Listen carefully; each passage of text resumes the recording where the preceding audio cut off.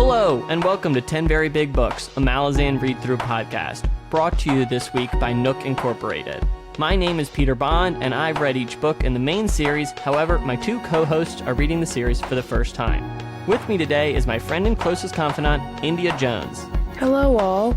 And fan favorite basketball superstar, Joshua Dean Baker.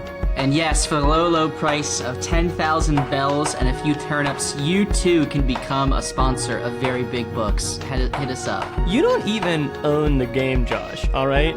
But the number of people who've tweeted about turnips this week are so high that I know that's an important part of the game. Aren't turnips for sale this morning? Do you play Sunday India? morning? I do play. Oh my god, and you know the fucking times. God damn, I'm the only one not playing this game. India, what's your island? What's your starting fruit? Unfortunately, it's a freaking apple. I'm oranges. Josh, you don't even play, all right?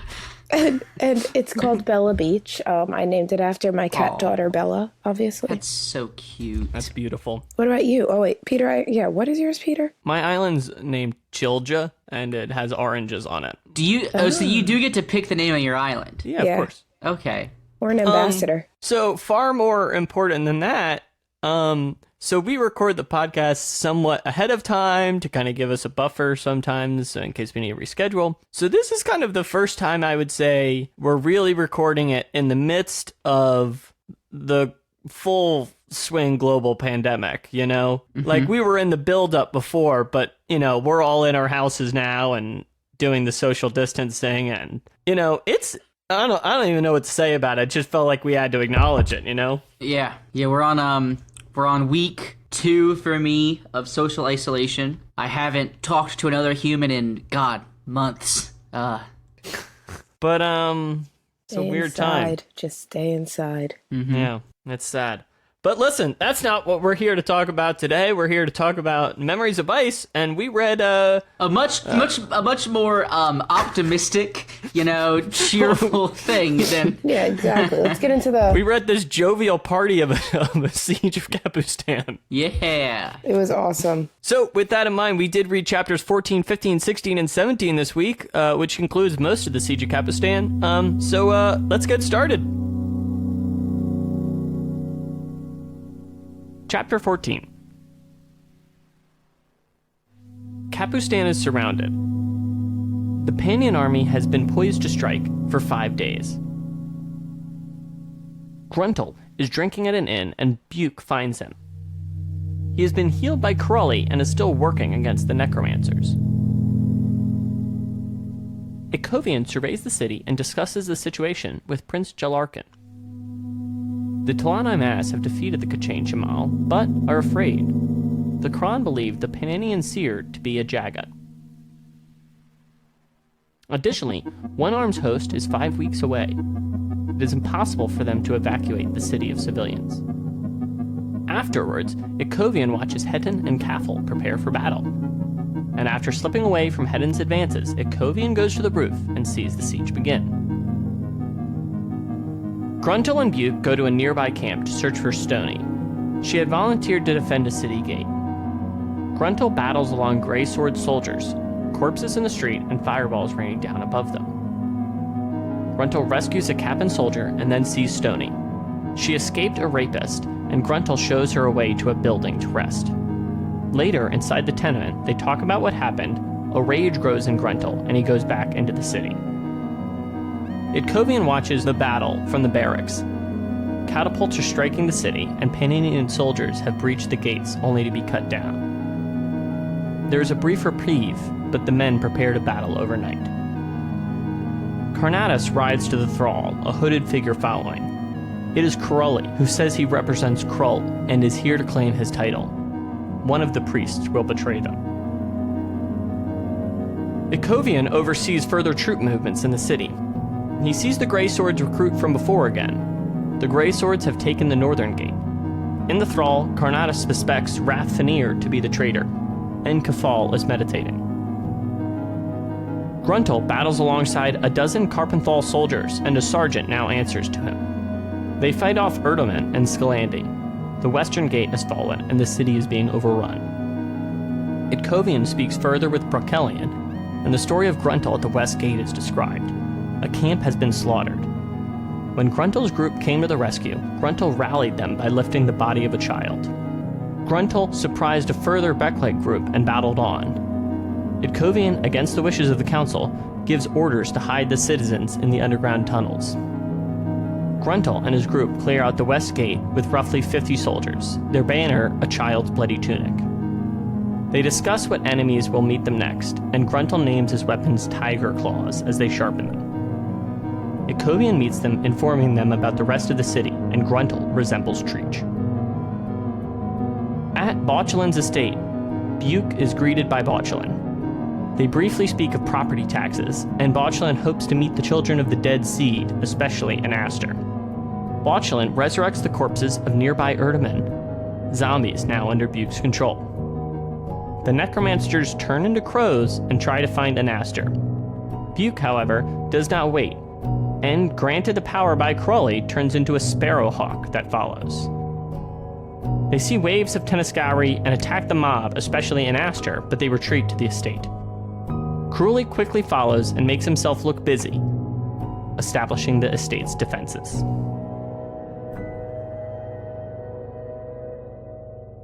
All right, I'm going to be honest, I don't know. There are some chapters I'm unclear about how to tackle the discussion towards, and I think this is one of them, considering we churn through so much, like, because this, I feel like this sequence isn't as much about different character points of view, but almost more about a chronology of it all, you know? Interesting.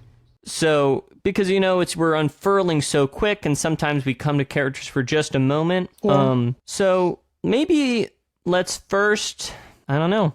Do either of you have a good idea about how to go through it? I'll start with something. Sure. Yeah. So, something I found interesting is, I mean, we're already in a series where Erikson throws us between points of views so regularly, but I found it interesting that not only were there points of views from different characters, but different characters had entirely different literal points of view of the actions in the city. I thought it was really interesting to see, like, the kind of calculated disconnectedness that Ikovian had from everything, you know? He's just up top. He knows people are dying. He knows that there's parts being lost, but he's not seeing it, you know what I mean? Like, up close and personal. He's just making really, you know, just, like, objective decisions. And then you have, like, Gruntle, who's literally running through the city streets, saving his friend, and then just, like, going on a murderous rampage. And it's just a very different, it's a very interesting difference in how the battle can be seen. Something I think Erikson does really well in this battle and in others is conveying, like, absolute chaos in the heat of it, you know? Especially with what you're talking about, by going through different places, you see how disparate and it's not like there's a lot of communication between these different units and these different soldiers, you know? Yeah. And you really are there a lot of the times when some of them are learning about what's happening in other parts of the city and they're trying to evaluate what's going on. I think I think it really puts you in their shoes in those moments. Yeah, for sure. Well, so kind of going off of that, and I also want to say it's and it's not just in this chapter. It happens in chapter, I want to say 17 as well. It is like you said, he's really good at conveying chaos. It is just so fascinating when characters are even like, who fucking knows, man? They don't know where things are, like what the situation at certain locations are, but like you said, I feel their loss, like I feel like how lost they are, but I understand what they're trying to figure out. Like I'm never just like, I mean, I've read a lot of books like this too, but like I'm never like completely lost. I usually have a pretty good image of like where things are going on, even if the characters don't. And what I think is good is sometimes at other points in the series when characters are confused, it's kind of, I feel a little aggravated because I don't know why I am a reader need to be confused at this moment. Mm-hmm. But me being confused and disoriented as a reader, I think is such good writing because it puts us in the boots of those soldiers, you know? Yeah. Mm-hmm. India, jump in here. How'd this chapter hit you? Me and Josh are kind of bouncing off, but what'd you take away from this huge first chunk of the battle? For this, for me, it was more of like, I guess, a setup chapter. There was stuff going on, but I was not as interested in that chapter as I was, I think, in the following chapters, which is probably why it was so hard for me to get started on it. But I I don't know. I feel like I don't love these kinds of chapters. These ones, but the later ones are actually a lot more interesting, just because of the sheer sadness of them all. Oh, you get real sad, yeah. Yeah, exactly. So, like, I mean, in that way, more of your active characters are, like, spoiler alert, dying, which I think is just more interesting. I hate when books just keep all the main characters alive. But, yeah, I don't know. This chapter was pretty good. I do agree. I do feel like it was putting a lot of things in places, and then the second half of the siege, where a lot of those things are falling apart, I do agree. I do agree with you, yeah. Yeah, like, it's a bit just... I'm not in love with setup chapters. So that would be my thought on that. Also, we should edit this out, but I'm just curious.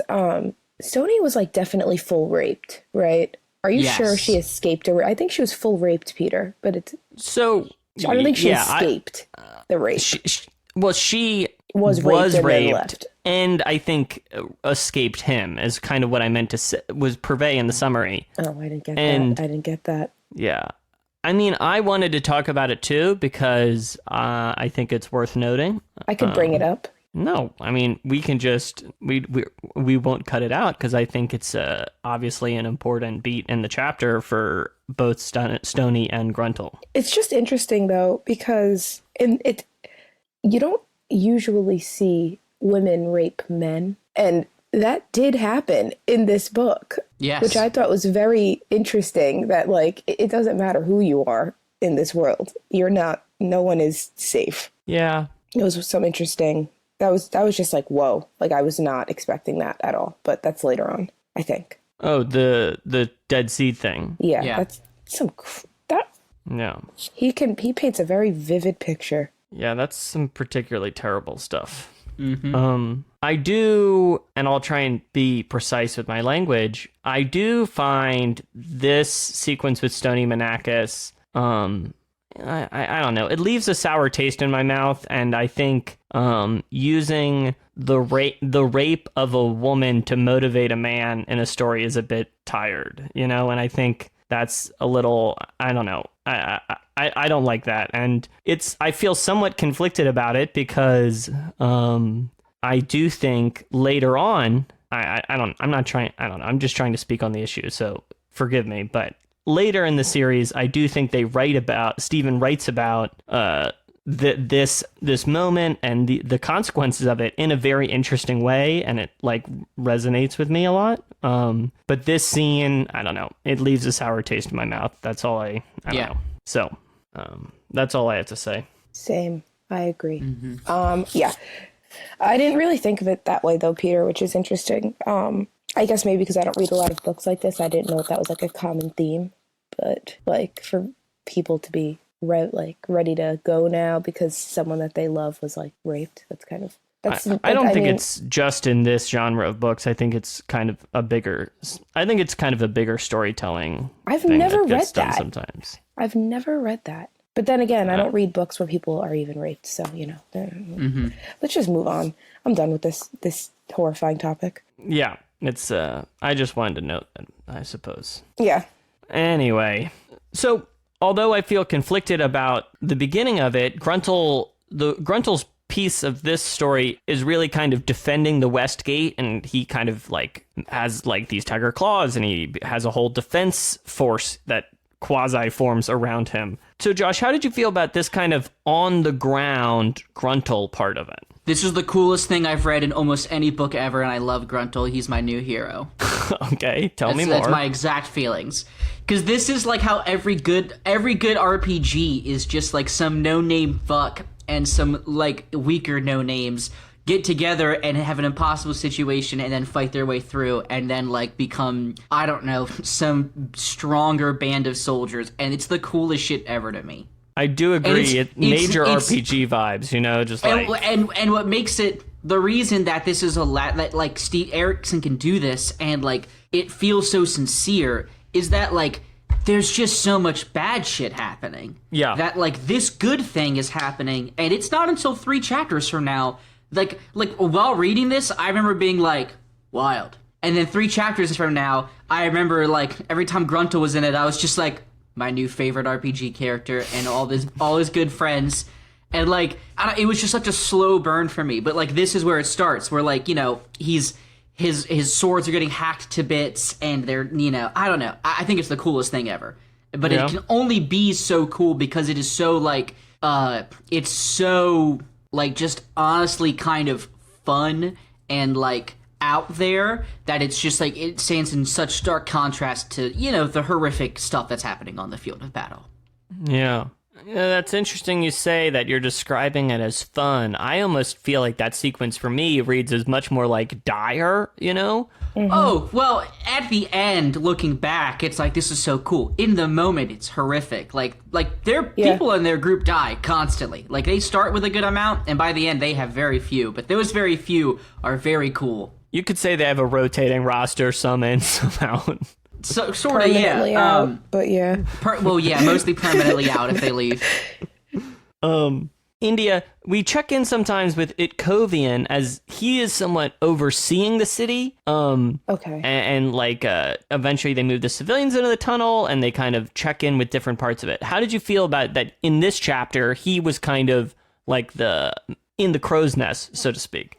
Yeah, okay. I'm going to say something once, and I literally don't want to hear anything about it from anyone. Okay. Except you guys. Because this is going to be a hot, hot, hot take. I can't tell the difference between the Mortal Sword, whatever his frickin' name is, Itkovian, the Destriant, whatever he is, and the other guy, if there is another guy. Okay.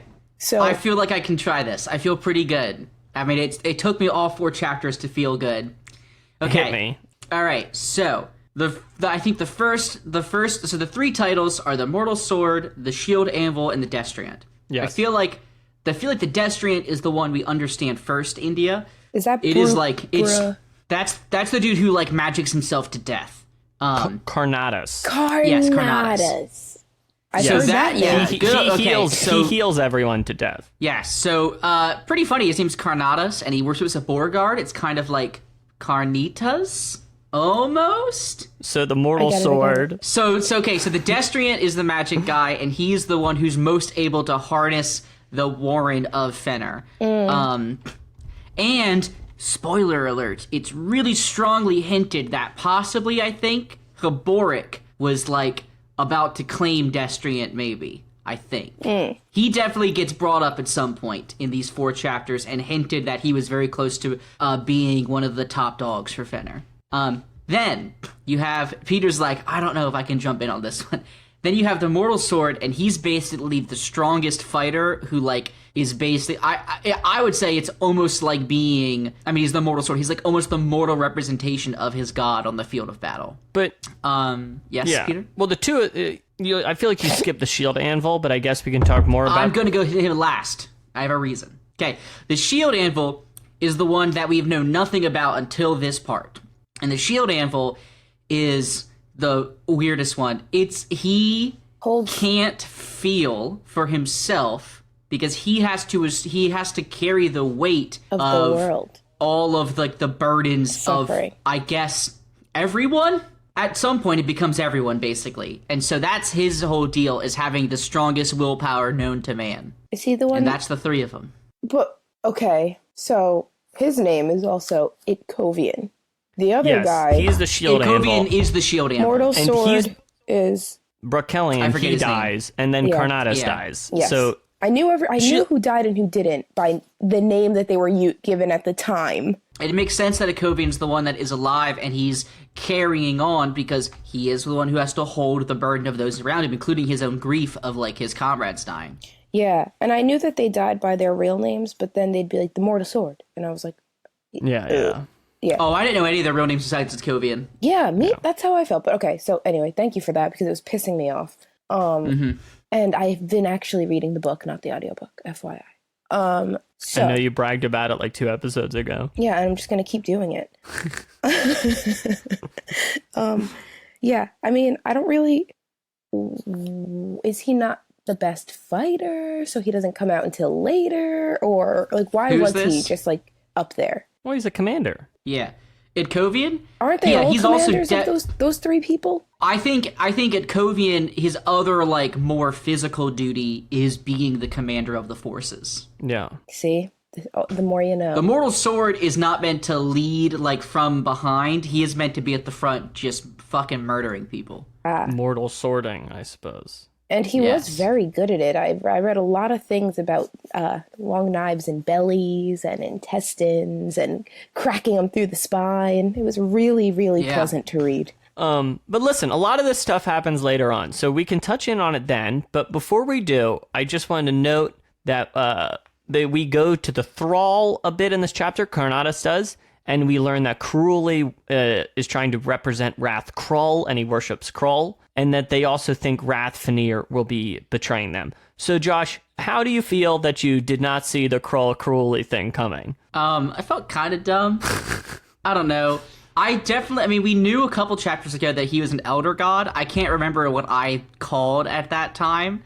You did not call it. I mean, it's like one letter away, but it's all right. Yeah. I did it, you know. Yeah, it was a little on the nose, Steve, if I have to be honest. So. But I didn't catch you, though, I guess. No, I did not. And I just want to say, so at the end of the chapter, Butte goes to, like, the necromancer's estate, right? Yeah. And, like, it is this shit that I am, like, so fucking here for, and why I think these, like, I don't know, it's just, like, this is such a Steve touch, you know? The fact that, like, we're in the middle of this huge bloody battle, and then, like, we cut to Butte talking to them about property tax and how it's been rejected, and we, like, go into a brief overview of this tax errand. And I just think that shit's so funny, and I don't know, it's just such a weird, quirky touch to put into the middle of this huge siege. Anyway, so then he turns into a sparrowhawk, checks out of this whole thing. We get an insight into what the necromancers are up to. India, what'd you think about this little button where we kind of go into the skies above Capustan at the end of this chapter? I still don't understand what the necromancers are doing or what their plan is. Have they always been able to fly? I think this is the first time we see them turn into... Okay. I thought that was odd. I need to understand something. Yes. Because that whole section actually makes no sense to me.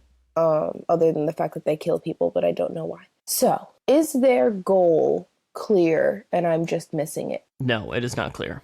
No, yeah, not at all. Okay, good. Second thing, why Caruli, what is his, explain him to me? He's a priest of Krull. So we also don't know much about him either. But was he always with them? He's a mad chiller. Like when he was the one that they were escorting. He was the one that would like stay in his wagon and like pop out every now and again. Yeah. Okay. They didn't really know much about him. So why does he why is he did he give the power to make the Buke turn into a bird? Yes. Okay. He healed his stomach and gave him the power to turn into a bird, as all good medicines do. Yes, of course. Okay. And so, then Peter, to be honest, I don't have any, I know that they're like animating dead people. I just don't know why, and I don't have any thoughts on it yet. That works for me. Josh, unless you have anything to share, maybe we keep it moving. Let's pop on. Chapter 15. One-Arm's host has found corpses of Kel hunters and Talan Eye. Whiskeyjack speaks with Silverfox and Corlat about them. Whiskeyjack is fearful of Silverfox, wondering what she would do if Nightchill was in control. He briefly speaks with Krupp, but the commander is confused by everybody's plots and schemes. Others join them, and Kalor speaks of the Kachain Chamal history. Matrons act as brood mothers, and there was a primitive version of the race called Short Tails, whose resurrection ignited an intra-race conflict. Silverfox says a Kachain Chamal matron is allied with the Paninian seer. Silverfox wants to lead a war against both Jagat and Kachain Chamal, since the Kachain Chamal were tyrants before the Jagat ruled as well. Kalor doesn't believe Silverfox, and Whiskeyjack thinks there's more at hand. Kruppa rambles on, and Caladan Brood smashes his hammer into the ground, creating a sundering that bends around Kruppa. Whiskeyjack drinks with Dujek, and they speak more on the situation. Whiskeyjack thinks Kruppa's goading of Brood was purposeful, to expose the poisoning of Burn. Perhaps Kruppa is to be trusted, and he is allied with an elder god. Word soon comes from Perrin's squad. The Mhybe dreams once more, and when she wakes up, Corlat feeds her. The Mhybe wishes to die, and she speaks of her frustrations. She throws a bowl of stew. Her daughter will not protect her. and the Mhybe suspects her daughter to be working against her. Corlat speaks with Whiskeyjack about the secrets they both have. Batiste Andy and others are starting to respect the Malazans, and they both wonder about the conflict of personalities inside Silverfox. They tease each other, and Whiskeyjack is afraid of losing her. Kruppa speaks with the two Marines from before, sharing jokes and food together. Later, he speaks with Cole Murillo, and he thinks mercy is coming for the Mhybe. Crone visits Caladan Brood, saying Animander Rake has hidden Moonspawn in a strategic place.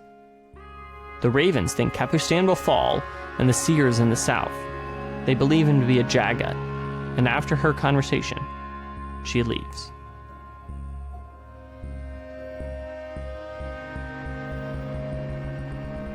Okay, Andy, we leave the besieged city and check in as Whiskeyjack talks with Silverfox a lot about the Talani Mass and also the K'chain Chamal, and everyone, there's this big powwow. Calor's an asshole, like he usually is. Caladan Brood smashes the earth. Well, what did you think about learning all this information and seeing some more of the chafing of the leaders in the One Arms host? That was fantastic. I think there's a lot of things that I think. First, I guess I want to start with Kruppa. I prefer the one, the only.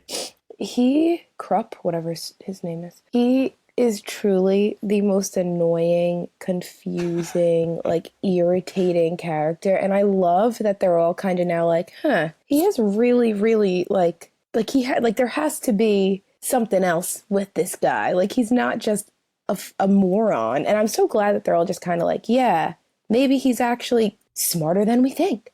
Maybe they're like they know he's in on it. Yeah, and I'm like, freaking finally. Like, granted, I wouldn't have known, but it's just so annoying to see them like call him a moron and then watch him somehow, where we don't even know, pulling the strings somehow. So I'm kind of like happy that that's happening. I'm very excited. I do want to know what him and Silverfox are doing. I can't tell. And I wonder like what she knows about him. She's pissing me off. She needs to go see her frickin' mother. Preach. Yeah, I feel bad for the Mhybe, whatever. She's just so, but like honestly, her depression is like she's just like so painful to even read at this point. I like want to skim over her parts. It's so sad. Yeah. When jumping right back to Kruppa really quick, when he like pissed off Caladan Brood and then he like pulled the hammer out and Kruppa was totally fine. I just had to laugh. Everybody gets thrown back like 50 feet or whatever it was. And Krupp's just chilling out. He's just like, why would you do that? Like, it was so funny. He's so annoying, but that was really funny. And lastly, Corlat. Yeah. Telling her story. No. Later on to Whiskeyjack, or yeah, I think they're such a great little couple. I love them so much, and I'm gonna they're leave it kind at of our that. first couple in the story. I mean, you could say a few others, but maybe this is like this is the first real one. I feel. You know? She refers to Whiskeyjack as lover, and I now refer to my boyfriend as lover. Is that true? So I'll just leave it at that.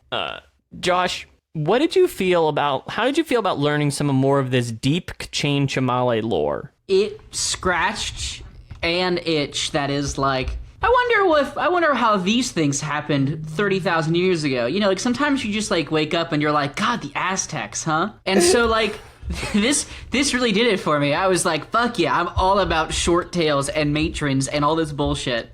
And also, now that I'm in book 3 of this series, I know that fucking everything that was in that history is vitally important and will definitely come up within this book or next. I will confirm that will come again. We meet the matron like fucking next chapter. Yeah. So, super the K'chain Chamal. And then, how did you feel about the Mhybe? India said it was quite tough for her to read, but I'm pretty bummed, and it's so kind of painful to see her kind of turn against her daughter in this kind of sorrow. You know, I skim it. It hurts my heart too much. I have to skim it. Her daughter. I will. I mean, it is her daughter. What do you mean? I feel really bad. I know. I feel bad Why sometimes isn't she visiting because her mother? I think that she believes that if she visits her mother, she'll be actively sucking the life out of her. like more than she already is. And so she thinks that by being away from her, she is somehow helping her. But also, if you really want to help your mom, Silverfox, fucking like go up and be like, Mom, I love you, and then hug her, and then just snap her neck. Social And distancing. like, honestly, probably the best move. Peter's like, oh, God damn it. It had to happen. It had to happen at some point. I think that is, in this case, a beautiful mercy. That you should just euthanize her? Are you fucking kidding me? She's having a very bad time. I'm gonna call your mother and tell her what you said.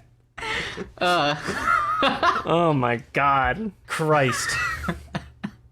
All right, and then at the very end of the chapter, India, we learn about what the Animator Rake and Moonspawn is doing. We kind of get a dispatch Peter, from... what is Moonspawn? I thought it was a place. It doesn't seem to be a place. It is a place. It just moves. I mean, it's a floating sky base, you know? So he moved it? Yeah, it moves. He That's the hit whole... it? Yeah, it was over Pale, and then it was near Darujistan. I mean, the whole point is that it moves. Yeah, it's its whole stunt. Listen, I didn't... Okay, whatever, guys. He moved it. He moved it. You know, when you have a moon base, you just move it around. You just go up into space and you move it, obviously. You turn into your dragon self and you push it. I don't think it's pushed. I think it kind of floats, and I don't think it's in space. Let the record show. It's just like it's above the Earth. Yeah, it's just in the sky, I should say. Yeah. Sorry for my ignorance. Can I get one of you to read the next chapter summary? Josh is so good at it. 16? Hell yeah, it's the short one. Let's go. Okay. All right. Josh, you're so good at it. It's your best skill. Wait, what was that? You're so good at it, my Yeah. man. You guys are I teachers, really like, want you you guys to are read. Here we great go. for Here we reading. go. Tennis Scoury flood Capustan. The Grey Swords are trapped in a cemetery, Ikovian included. The Tennis Scoury rush, slaughtering 3 mains of Grey Swords, and Ikovian barely escapes on his horse into a nearby street, fighting them off. Bruchalion and Carnatas arrive to save him. Gruntle's skin, striped with blood, looks like a tiger. Stony Manakis and 100 others fight at his side. They have rallying cries as they battle in tenement.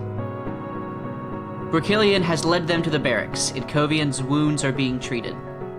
A recruit comes to tell them that Rathfinir has invoked their god's Riv, and the Grey Swords must come to the Thrall. Rathfinir has betrayed them, and despite that, they will stay true to their god's words and set out into the burning city, only to be surrounded by enemy soldiers. Ikovian awakes and watches in a vision as Bruchalion and the other Grey Swords are slaughtered. Ikovian swears vengeance against Rathfinir. As a Sparrowhawk, Bugh watches the battle rage in Capustan. He sees Gruntle's defense and Panion's reaping and destroying the city. Ikovian has been healed, but Carnatas has been drained. He is a withered body and cold to the touch. The Grey Swords have only 137 soldiers left, and they will ride to Jalarkin's palace. Brod's army was 6 weeks away, and they only lasted 3 days, Ikovian laments, as they ride across the ruined city. They find Jalarkin's palace overrun by Tennis Scoury, the prince's skin flayed and stretched out on a cross. Anaster sits on a throne with his mother at his side as Tennis Scoury feast on human remains. Itkovian speaks to him and senses the man's despair. Itkovian tries to take it on, but this scares Anaster and he flees along with the other Tennis Scoury. Itkovian orders Jalarkin's skin to be removed. So, Peter, what were your thoughts on the decision of Bruchalion to kind of just sort of, accept his path in life and kind of sacrifice? I mean, sacrifice not only his life, but the lives of his own soldiers for the sake of honor and staying true to their god. Moron. The thing that I was feeling pretty good about it, that it was like a really he loved his god. He was making a decision about faith, Yeah. And then he brought in all his soldiers, which I do think complicates it for me, because I guess in theory they should all be pretty dedicated too, but I don't know. Yeah. It's a big choice. I'll say that. It's a big choice to follow the Fenrir's Reeve once it's been invoked to go to the Thrall, you know? Follow up. If I had a friend who didn't know what a Reeve was, what would you say?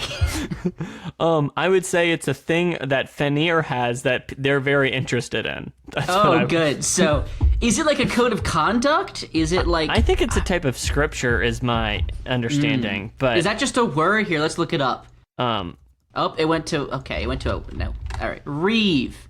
Nope, it's not a word in English. Is it like a type of party you go to on drugs? In French, it means a dream. Here, let's try, Irish. Nope. Josh, we're making a podcast right now. We can't just have you Googling things. Yeah, sure, keep going. India, why don't you say something funny or interesting? That could be good for the show. A reeve is nothing. It's just not a fucking word. No language uses it except for French, and it's a dream. So, I'm sure Steve over here making shit up. So, and you were gonna say something funny or interesting for our show? Yeah, I was actually just gonna say that I thought it was really stupid that he would go purposely to his death, knowing that he was going to his death. And then when the girl's like, "Why would you do that?" Or the guy, I don't know who said it, but then he was like, "Well, who else? Why else do you need revenge? Like, we need something to avenge." And I'm like, it doesn't have to be you, guy, or all these other people. Like, give them the choice. Like, just because you have some kind of, Yeah. I don't even know what the word is, but I agree. I'm now on team Brocolian should have rode out alone and died. That seems like a sensible choice. For sure. Yeah, like they didn't call here's everyone. A question. They called you. Yeah. Now here's a question. At this point, have they? I can't remember. Is it while Brocolian dies? Is that when Ikovian finds out that Fenrir has come to Earth? No, that's plane? Later. Perrin tells him that in the next chapter. Okay, that makes me feel less bad, because at least at this point they don't know that Fenrir is like fucking out, doing his own thing. He said, "Fuck this." It's at the start of this chapter that we actually see Ikovian kind of in combat for the first time, and he takes some serious hits. He crushes it. Oh yeah, I can't believe he's fucking stayed up, and that horse deserves every award. I thought the horse can get. died, but it didn't. It did. Oh, it did. No, I thought one of the horses died. I thought his horse died. I think you can posthumously give horses awards. I don't know why you couldn't. I'm so pissed off about the amount of horse death, and I'll say it again. It destroys me. But yeah, he did take some nasty hits. I thought he was dead, but then he didn't die. India, please confront Steve about it. I am. And he's going to be like, "Well, India, what else should they do?" And I'm going to say, you know what? They should run. They should frickin' run. They should make cars. They should use their carriages. They should pull their own. Did you say make cars? Did you slip make cars into that? Yes. More importantly, yes, I did. They can't use the carriages if they shouldn't they. Okay, anyway, sorry. Listen, I don't make the rules. I just give ideas. So I'm trying to figure out where to go. Can we just talk about that guy dying? Yeah, Brocolian totally eats it. We said it, Yeah. Yeah, but like that was super chill the way you said it. Like that was like some pretty brutal shit, They chopped him up. He does get mad murdered. Pulverized. Okay, I guess you guys don't care about it. It's fine. I guess I don't. You caught me red-handed, so I think he's a fucking idiot, so we don't feel I guess he got what he got. I hear that. Fine. Fair. We do see that Gruntle and Co are painting their faces like tigers now, which is pretty fierce. I didn't even read that. It's so funny that... Wait, say that again? Yeah, they paint their faces like tigers. Oh, yeah.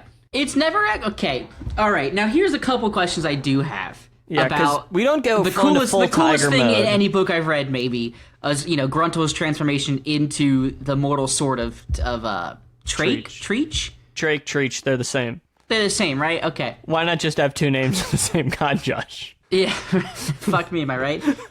Okay, so, he gets these stripes on his face, but, how does the blood magically get in this perfect... And it's, up and down his arms and shit. How does the blood just, naturally flash onto him like that? Magic. Fucking magic? Okay, good. Good answer. When in doubt. That's all. And his swords become white from use? That's not how metal works. Listen, I'm just... if there's another answer that isn't magic, but I'm feeling pretty strong with the answer being magic. Yeah, that sounds about right. At the end of the chapter, Itkovian goes to the prince's palace, and we see a total slaughter. The prince's skin is hanging up. They're, eating a bunch of people. Anaster's there and being all taunting and He really sitting on a crumpled like a throne. little, child, though. Yeah, so then Ikovian's like, oh, hey, man, seems like you're hurting. And Aster's like, no, I'm like a really strong I'm dude. And then he fine. leaves. I'm totally fine. I'm crumpled in a ball now. Leave me alone. Goodbye, everyone, let's leave. We won this one. Yeah. Get him, guys. Kill them all. So what did you make seeing the ruins of this prince's keep? I'll be honest, I wasn't that attached to the prince. So, Yeah. it was just like kind of another, ugh, that sucks to want to be that guy situation. But Don't want to be skinned alive. yeah, he wasn't alive. He was they killed him first. They said it. Oh, okay. They're not without compassion, Peter. I don't want to be skinned either way. Is my official party Now, line. hold on. I want to jump in here real quick Please. because I too don't give a shit about Prince Trelarkin. I'm glad that we can Do agree you know with what I that. do? Do you know what I do give a shit about? Is this mysterious castle that every character is just like the architecture. I wonder what it could be. Well, keep going on with my day. And it's hyper important that the architecture matches fucking nothing else. And it's like, but what book is that going to be important? Is it this one? Is it 4 books from now? We find out how this goddamn castle was built? Like, Steve keeps you that's guessing. what I care about. You are Yeah. literally always thinking like 10 steps ahead of me, Josh. I'm like, oh yeah. I guess it is a cool I just castle. gotta know. The architecture. But yeah, I thought that was interesting. And then Ikovian's like, oh, he's just made of sadness. So if we take all the sadness, he'll die. Which, like, also, wait, why is his mom, like, hysterical? Like, insane? Yo, it is weird that he's hanging out with his mom. Like, I know in we that were way. pro moms earlier with the Mhybe stuff, but this... Well, depends what Different pro-mom kind of mom, I Oh, think. yeah, I forgot you advocated for murdering your mom. But him hanging out with the moms is bad. Bad news. All the Bad time. news. And then, like, the people walk in and she gets up and screams and, like, runs over to him. Yeah. It's like, girl, like, aren't you confident in your abilities? No, she's not. Clearly not. But I just did, like, I expected the moms to be, like, well, I guess that is kind of psychotic, but, like, less panicked. But I guess all moms, Yeah. at the end of the day, they just panic. But, I don't know, all the Tenniscowry are almost like feral, you know? Yeah. Oh, yeah. I think that's kind of what makes them so scary in a way. Yeah, they're gross. I don't like them. They don't think like you would expect a human to think. Yeah. Well, Josh, do you have anything to add, or should we move into the final part of this siege? Let's get into the end, baby. Yeah, so much happens at the end. Can't wait to talk about it. Yeah, it's insanity. Indy, you want to take this chap? Oh yeah, and you want to do it? Actually, I'm not the best reader. You see, I don't work in like a job where like I read things that often. I'm more of like computers, So I think that you guys, as the teachers here, are actually giving like the best. Oh. And honestly, look, I teach music. I barely fucking read at all. So Pete, I think Chapter really as an English teacher- 17. Chapter 17. In the Daman, Tok's torture continues. The Kachain Chamal matron is causing him great pain. The Panian seer speaks in his mind, taunting him, saying that they will soon travel. However, Tok sees a vision through Baljag. Tool battles a Kel hunter and calls Tok's brother. The seer is transporting them through Amtos Felak, and is frightened as Lady Envy assaults the Warren. Perrin has reached the flaming ruins of Capustan. He speaks with humble Thrall. Trotz will lead the Bridgeburners first into the city, and the Barghast is first in command of the squads. Once again, Perrin feels Silverfox attempting to make contact, but he is afraid of her. They march on, taking cover, and soon battle begins. The Bridgeburners make quick work of the camp, but it is a bloody battle, and Perrin's first in a way. In the north of the city, they see the defense the Grey Swords mounted, and Perrin is impressed. They reach a defended tenement, and Gruntle greets them, with soldiers all marked with tiger stripes on their faces. Picker gives him the torques of Treach, and Gruntle dons them. He speaks of their defenses, and Ansi glibly declares that the Bridgeburners have arrived. The Barghast have defeated the Septarch soldiers on the river, and Stony speaks to Picker. They speak briefly about Drake, and that Stony is sworn to Crowley's god. Picker then confronts Perrin and asks about Silverfox. Perrin dodges a question, and Ansi nearly attacks him. Mallet stops the brawl and says the captain has not been conspiring with Silverfox, but refusing the attempts at contact by her. Perrin is not keeping any secrets. On the roof, then, Perrin sees a vision of Fenrir being brought into the mortal world. The captain feels manipulated by elder gods and calls out to Nightchill.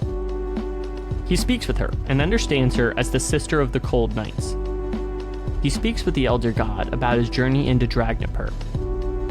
She speaks of her brothers, Draconis and Krull, and that Draconis is the one within Dragnapur. Nightchill asks Perrin to destroy Dragnapur to free her brother and perhaps the other souls within the sword. They speak more, and then he awakes. Only a few heartbeats have passed. In Jalarken's palace, Ikovian speaks with a recruit named Velbara, who is now a true soldier of the Grey Swords. They leave the palace and speak with the remaining Grey soldiers.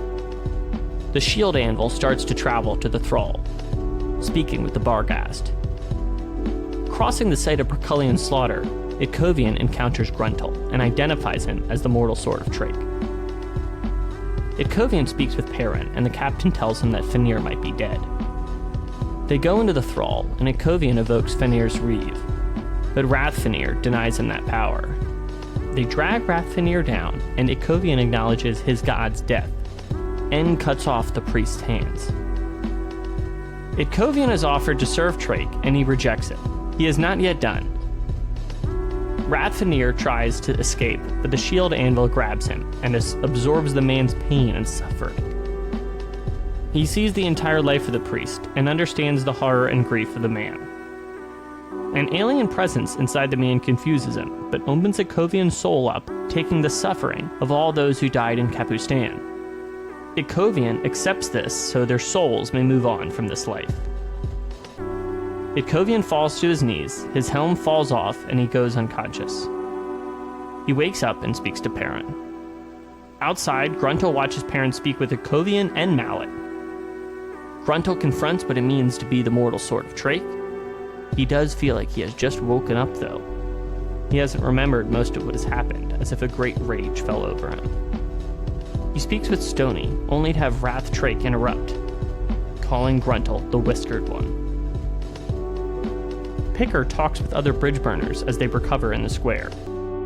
Humbrol Tower lifts his axe and leads the Barghast into the Thrall to meet their ancestors. The Sparrowhawk of Buke watches the Pinions retreat from the city. Buke decides to remain a bird.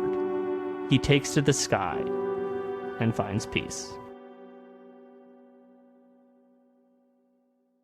Well, Josh, before we get back to the ending of the Siege of Capustan, we check in with Tak as they're moving about. Lady Envy's attacking Amsos Fulak. We kind of get a peek at Tool. How did it feel to check in with him in this kind of brief moment? Loved it. Pretty horrific, you know?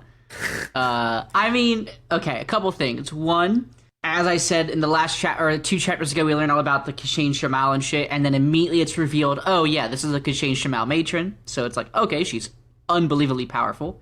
Good to know. Yeah, really powerful. We definitely know that the seer is, we know, like, it's super duper confirmed that it's a Jaga, and potentially we know which Jaga it is, I think, or like it's alluded to that it could be like one of the ones that got sent into that rift, I think. I can't remember. I read this like a week ago.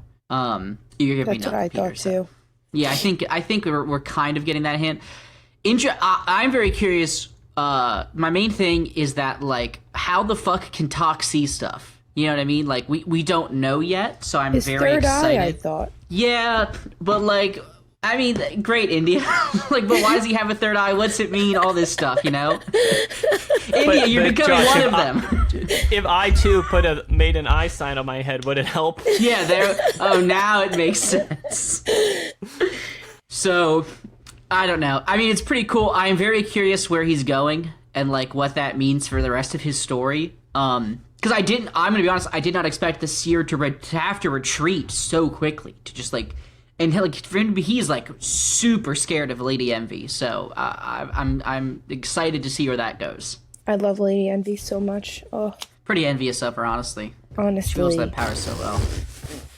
I feel bad for Tak. Oh yeah, of course.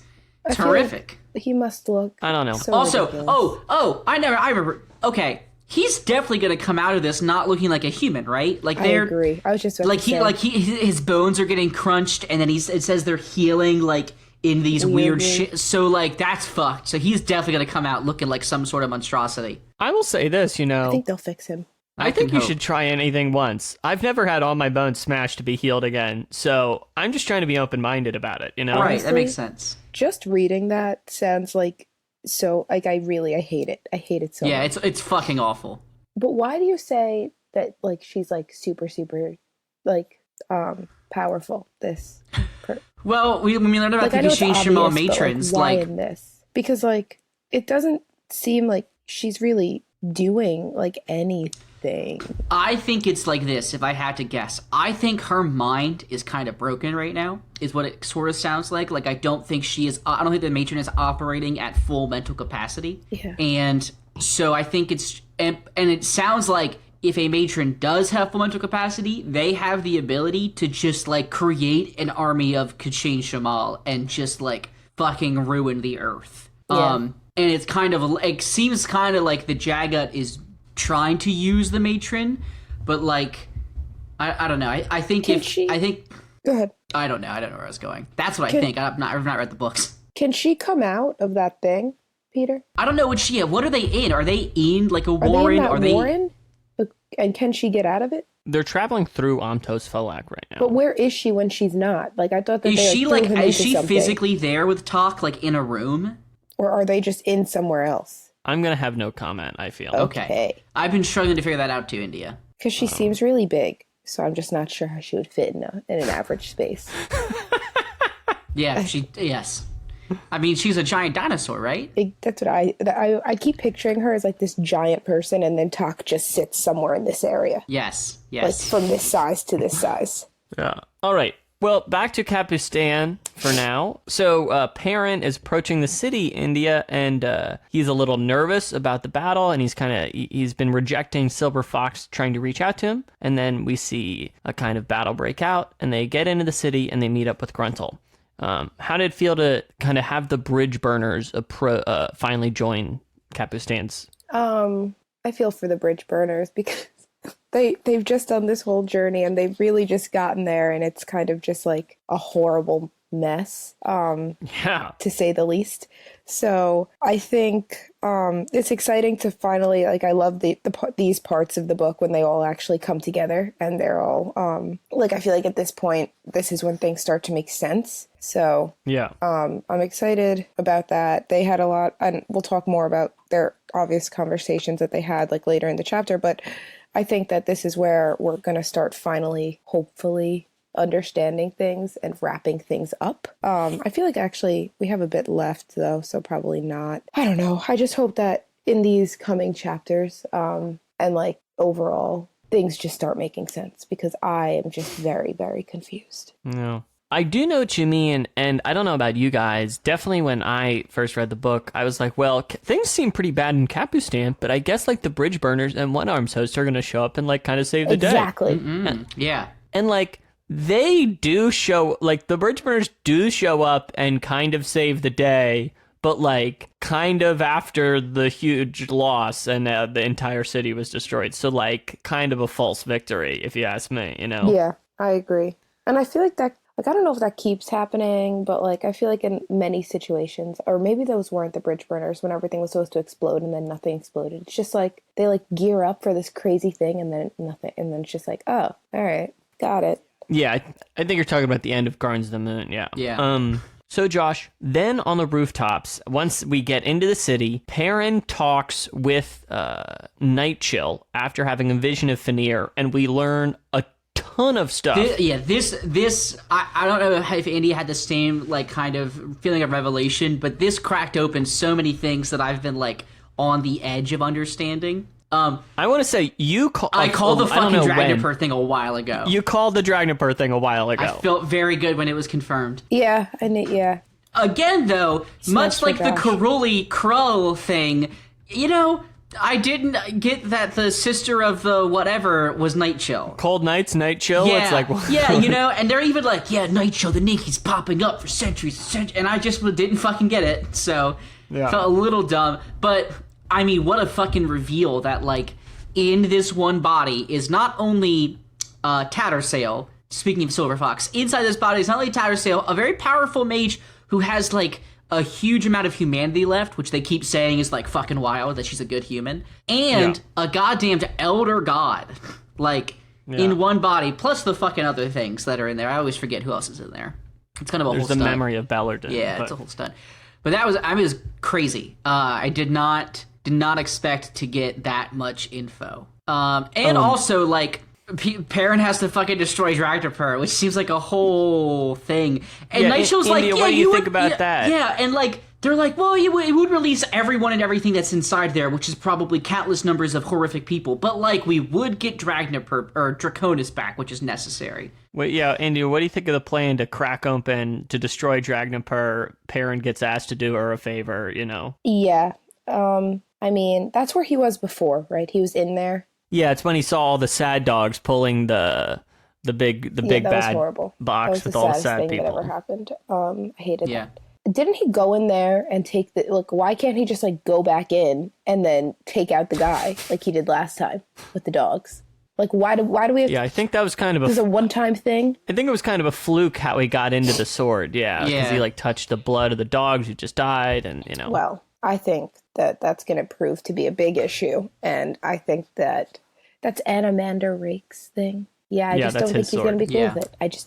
I don't think it's going to be. I don't think he's going to be very. Yeah, I have a feeling he's not going to love this idea. I think he might be a little bit upset about it, and I don't think that I'd want to be the one tasked with doing it. So there's always the word no, but you know, Perrin's just a moron. So yeah, I think this is one. I love this scene. For one of the, I don't know. It's just it's a great scene to hear her speak, kind of so truthfully in a way, and it's always great, to be honest, when like someone says something that you want to hear and explains anything that's going on instead of like just dropping some cryptic riddles and then like going up in smoke or something, you know? But it was just nice to see her and kind of touch on that prologue, which I love so much. Elsewhere in the city, the unnamed recruit finally gets named Velbara, and I like how she kind of symbolizes those recruited soldiers who kind of get so battle tested in this thing. And don't die. Yeah, they survive, you know? And Ikovian then comes and speaks with Perrin, kind of learns about Fenrir being brought to the world, and then there's this huge confrontation in the Thrall, and I don't know. There's so much happens here. He confronts the priest, cuts his hands off, it absorbs all his suffering. Josh, what did you make of all this? It was one of the single most confusing things I've ever read in my entire life. I was hanging on for dear life to try and like figure out exactly what was going on. Here's about what I got out of it. Itkovian is going to be irreparably changed and probably end up being super powerful or important now. That's about all I got. I don't know. I don't really understand why. I get that he accepted the suffering of others, but like that also seems like it's going to break a motherfucker. So I don't know how I guess he's the shield anvil, you know, it's like his job to do that, but it seemed like a lot. So I have a quote I want to read. While you get to it, I do just want to say, sick that we learned what happened to Hiboric's hands. Yeah, now we know. I agree. I do think it's cool to kind of see it firsthand, so to speak. Firsthand, am I right? Alrighty. My quote I was going to read is, he is the shield anvil. Fenrir knows grief, so much grief that it is beyond his capacity to withstand it. And so he chose a human heart, armored, a mortal soul to assume the sorrow of the world. Crazy. Yeah, and I think this is where I would like to announce I've recently adopted Ikovian, and he is my son.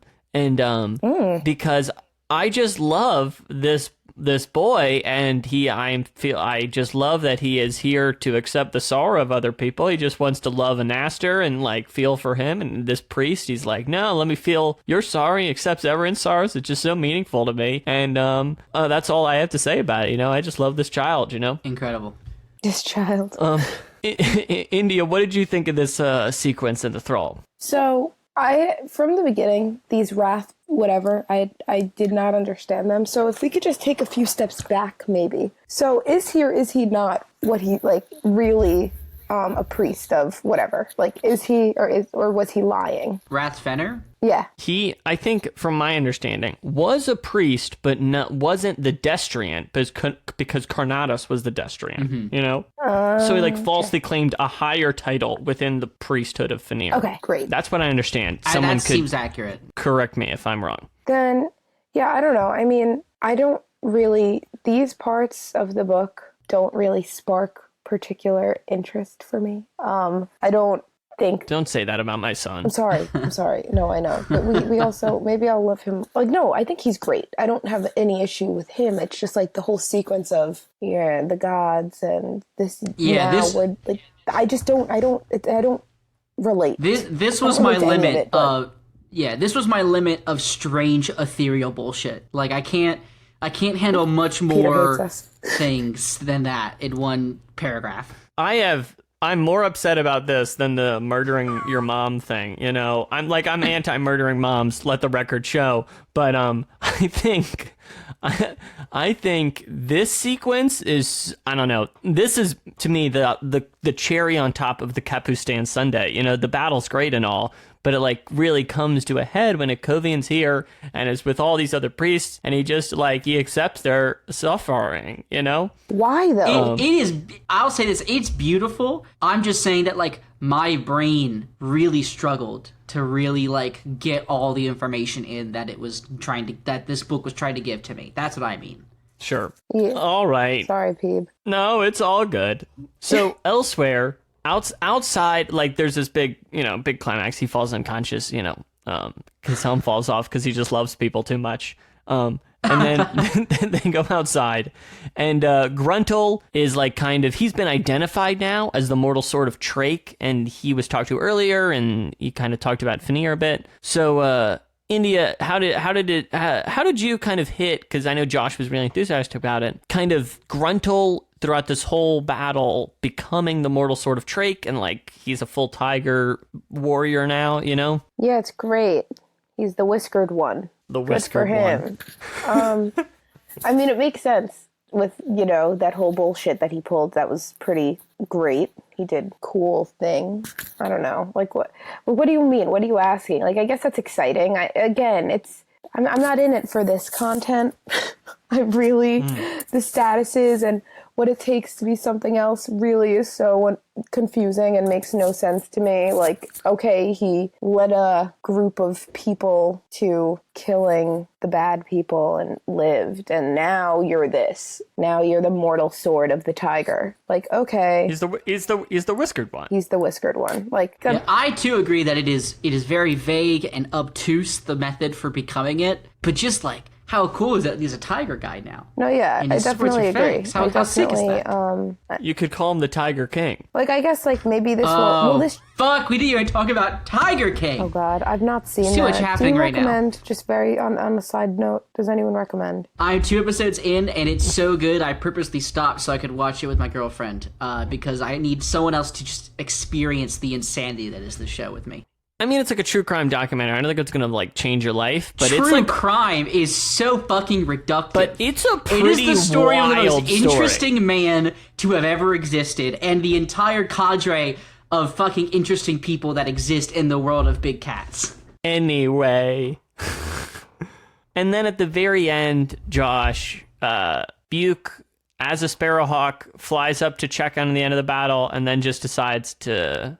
he's done. He's going to live a life as a bird, and that's the end. Sure. I didn't care about Buke ever, so this is fine. I kind of like that part. I think he deserves it. I do too. I think that's a really nice ending for him to kind of just, like, accept, like, no, I'm not going to die. I'm not going to But how fucked is it that in anymore. this series, a person deciding to give up their fucking sentience to be a bird is a good ending? Are you kidding me, Josh? His whole, we started the story, and he was, like, trying to die on purpose. I know.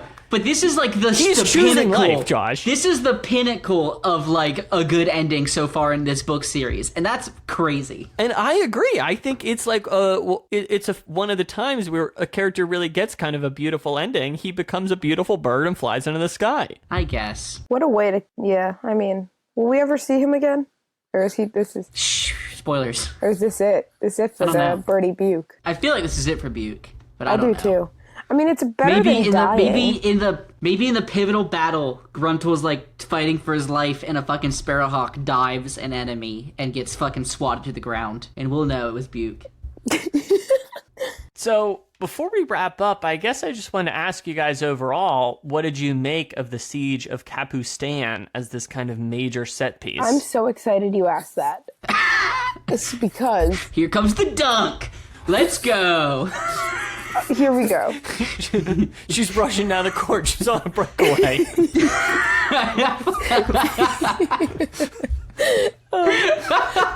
My question, my freaking comment is, what even happened? They're still there.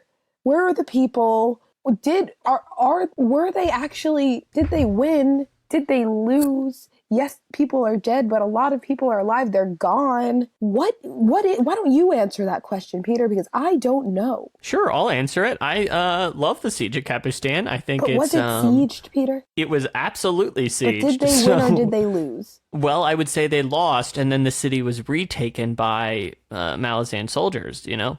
I think, to me, I really love a lot of the Ikovian stuff, as I mentioned. He is my child, and I think he's an old man. Grown-ass man that you're calling your child. Don't squint, don't look too hard into that, you know. The Gruntle battle stuff is pretty fun. I wasn't as enthusiastic about Josh, but I think the Buke stuff really popped to me this time through, and I kind of just love the sprawling chaos and how I think to convey the experience of an entire city being sieged is seems like a difficult task, and I think Steve does a great job at it, and I think that's why I've remembered this section so well. Josh, what did you think of it? I loved it. Sieges are really, I don't know, most times like sieges are long and they really draw things out, but this was just like a fucking one and done, and it was crazy. I would argue they won, personally, by the way, because there are sections of the city that never gave up fighting. The tunnels underground were not breached. So I would argue that the city won, personally. Like, yeah, well, what do you think the prince would say about that? I think the prince was a fucking idiot the whole time, so yeah. I don't think the prince would say anything, because the prince is dead. Here's what I think. I think when they skinned him, they found a fucking lack of backbone in him, because he had no spine the whole goddamn book so far. Josh, I agree. Maybe had he not been listening to those damn wrath priests, and really been listening to the people that he should have been listening to, this could have been avoided. But no, we're all going to be fine. We're all going to be fine. Like, look at you now. Yeah. Jalarkin. More like turducken. Yeah, what? I was sitting here, I was like, where's she going? She set herself up for some pun, and I don't got it. Like turducken. I was in the same boat. I was like, you are not landing this. Oh my god. All right, and now with that comedy gold, you can, I guess, email us and let us know if you think. I feel like they lost and won eventually, but I don't know. Let us know what you think of the Siege of Capustan. I think it's a highlight of the book and a high point in the series, if you ask me. Join us on Discord. It's we need human contact in these trying times, please. Preach. I am losing it out here. The people on my Animal Crossing island love me, you know. That's all that matters. Tweet pictures of your dogs or Peter, other pets to us. You're never online when I'm online. Yeah, I live in Japan. Almost like he lives across the continental world.